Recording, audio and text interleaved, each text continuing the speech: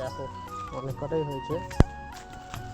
তো দেখো ওখান থেকে আমি মায়েদের বাড়ির ওখান থেকে এতগুলো খারকোল পাতা তুলে নিয়ে এলাম। তো এগুলোকে এবার আমি বেছে নেব। আর কালকে তোমাদের দাদাভাইও কিছু কিনে এনেছিল, সেগুলো ফ্রিজে রয়েছে। তো দেখি যদি এগুলো দিয়ে হয়ে যায় তো ভালো, নাহলে ফ্রিজ থেকে বার করব। ভালো করে ছাড়িয়ে নিতে হবে। এই যে দেখো এইগুলো আমি ডাঁটাগুলোও নেবো, ডাঁটাগুলোকে এইভাবে ছাড়িয়ে নিতে হয়। পাতাটাকেও এইভাবেই শিরাগুলো এরকমভাবে ছাড়িয়ে নিতে হবে, যতটা ছাড়ানো যায়। এবার পাতাটাকে আমি কুচো করে নেব। এইসব শাক বাছতে কিন্তু অনেকটা সময় লাগে, তো একটু টাইম নিয়ে বেছে করতে হবে। এই এতগুলো বাছতে টাইম লাগবে। তো দেখো খারকোল পাতাগুলো ধুয়ে সুন্দর করে একদম বেছে পরিষ্কার করে নিয়েছি। তার জন্য খারকোল পাতাটাকে একটুখানি ভাপিয়ে নিতে হবে। জল দিয়ে দেবো কড়াইতে। এবার আমি খারকোল পাতাগুলো জলের মধ্যে দিয়ে দেবো, গরম জলে একটু ভাপিয়ে নেওয়া হবে।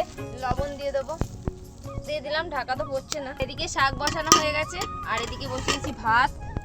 দেখো ভাত ফুটছে, একসঙ্গে দুটো রেডি হয়েছে। এবার আমি দিয়ে দেবো কালো জিরে। তোমরা চাইলে শিলেও বেটে নিতে পারো। একটু বেশি করে কালো জিরে দেবো, কারণ আমরা রসুন দিচ্ছি না বলে। তো এটা নিরামিষ হচ্ছে। কালো জিরে দিয়ে দিলাম, দিয়ে দেবো কাঁচা লঙ্কা দিয়ে দেবো। এবার দেখো এটা সেদ্ধ হয়ে গেছে, কিন্তু হালকা ভাপিয়ে নিলেই হবে, বেশি একদম সিদ্ধ করার দরকার নেই। তো ভাপা আমাদের ভাতও হয়ে গেছে। তো দেখো আমাদের কালো জিরে আর কাঁচা লঙ্কা বাটা হয়ে গেছে। সিদ্ধ করা পাতাগুলো বেটে নেবো। তো সুন্দর বাটা হয়ে গেল, আর একটু গরম বলে না একটু হাই উঠছে। কড়াইতে দিয়ে দেবো সর্ষের তেল। এবার দিয়ে দেবো কালো জিরে, একটু নাড়াচাড়া করে ভেজে নেবো। এবার পাতা বাটাটা দিয়ে দেবো। কালো জিরে আর লঙ্কা বাটাটাও দিয়ে দেবো। আর তোমরা যারা রসুন খাও, রসুন বাটা এর সাথে দিতে পারো। এবার এটা সব সময় একসাথে নাড়াচাড়া করে ভাজতে হবে। এবার দেবো স্বাদ মতো একটু লবণ, অল্প করে একটু হলুদের গুঁড়ো দিয়ে দেবো।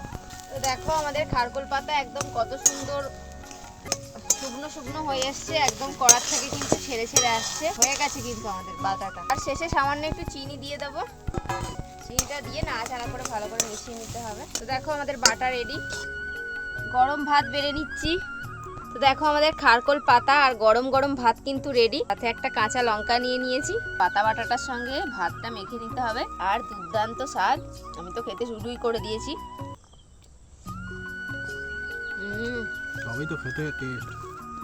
যে খেয়েছো সে বুঝবে, আর যে খাওনি সে বুঝবে।